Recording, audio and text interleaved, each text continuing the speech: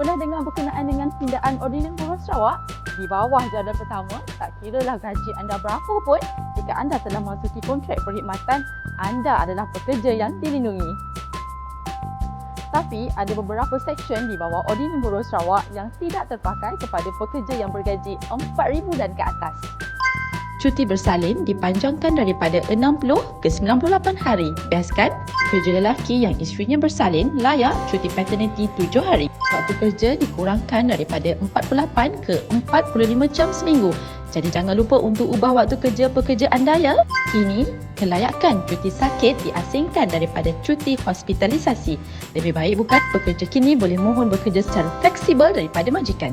Kini anda boleh laporkan kes diskriminasi dalam pekerjaan kepada JTK. Peruntukan mengenai buruh paksa diperkenalkan bagi mencegah amalan buruh paksa di tempat pekerjaan. Gaji wajib secara bank. Tetapi jika ingin secara tunai atau cek, pekerja perlu buat permintaan bertulis.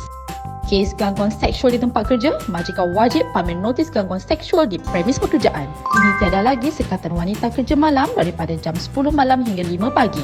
Jumlah cuti umum adalah 18 hari. 6 hari cuti wajib adalah Hari Kebangsaan, Hari Pekerja, Hari Keputuan Yang di Pertuan Agong, Hari Jadi Yang di Pertuan Negeri Sarawak, Hari Malaysia dan Sarawak Independence Day.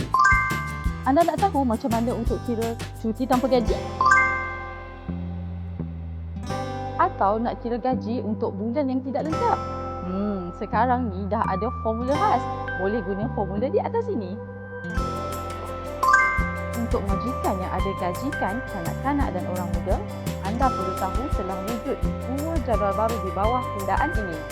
Jadual 2 dan jadual 3. Jika anda gagal untuk patuh kepada mana-mana kedudukan di bawah ordinan ini, denda mana-mana orang yang melakukan kesalahan dinaikkan daripada RM10,000 kepada RM50,000.